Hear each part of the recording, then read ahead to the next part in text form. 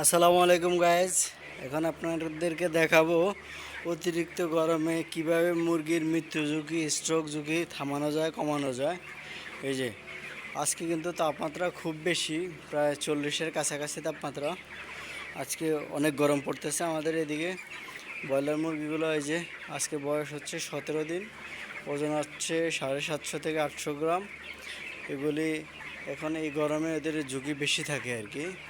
তো যেন স্ট্রোক না করে এই গরমের আপনারা যা করণীয়, আমরা যেটা করি আর কি, সেটা হচ্ছে গরম বেশি পড়লে আমরা পানিটাকে বেশি বেশি চেঞ্জ করে দিই, ঘন ঘন করে পানিটাকে চেঞ্জ করে দিই, যেন পানিটা ঠান্ডা পানি থাকে, ঠান্ডা পানিটা খায় বেশি।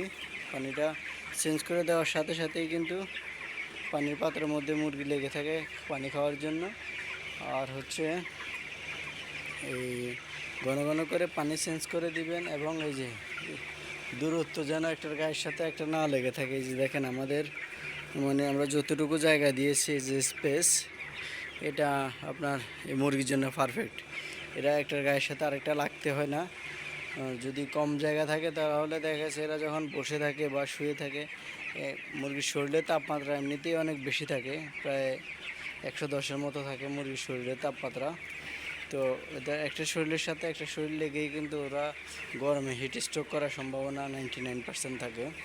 তো আমরা প্রথমত যেটা করি, আমরা প্রথমত হচ্ছে বসিগুলোকে একদম উল্টিয়ে দিই যেন বসিগুলি গরম না হয়। তারপর হচ্ছে পানি চেঞ্জ করে দিই, নতুন পানি দিই, ঠান্ডা পানি। আবার পানির সাথে কিছু টক জাতীয় খাবার দেয়, কেউ তেঁতুল দেয়, কেউ রেনাসি দেয়, কেউ লেবু দেয়। যাই হোক, টক জাতীয় কোনো একটা খাবার দেওয়া দিলে পানির সাথে মিশিয়ে, তখন মুরগির স্ট্রোকের ঝুঁকি খুব কম থাকে। এবং অনেকে আবার দুপুরবেলা খাদ্য বন্ধ করে রাখে, খাদ্য দেয় না।